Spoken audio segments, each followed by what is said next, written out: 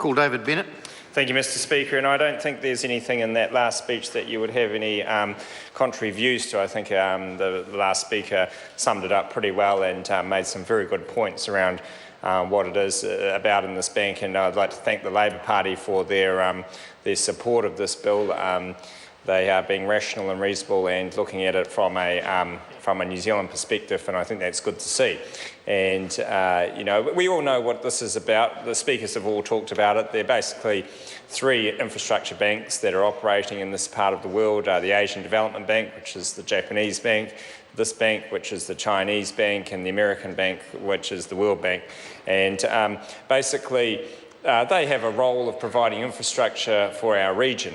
There's two crucial parts of that infrastructure development that are important, and the last speaker mentioned it considerably in regard to the Asian economies, the big economies of Asia that are basically adding the city of the size of Tauranga with that standard of living every week into those communities. So basically that's a market that's expanding quite considerably, and they need infrastructure for those communities. And so these three banks, and especially this bank, will provide in that area.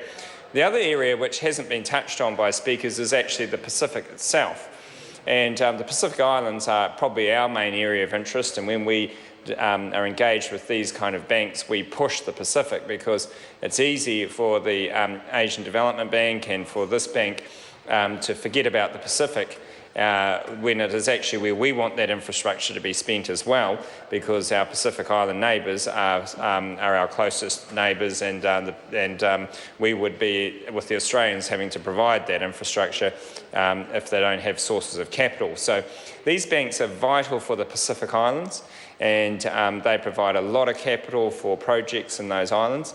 And that's something that we need to keep on pushing, not only so it's got one tier, which is the development of those major Asian cities that will provide economic consumers for us, but also development of our Pacific Island neighbours that are important for us as a country going forward, as we have a special relationship there in the sense of that economic development. We know that some other parties will not support this bill. It's disappointing New Zealand First will not support it. That is, you know, grounds which we can assume for New Zealand First would be the normal grounds they wouldn't support something like this. The disappointing one is the Greens, I think, actually not supporting this bill.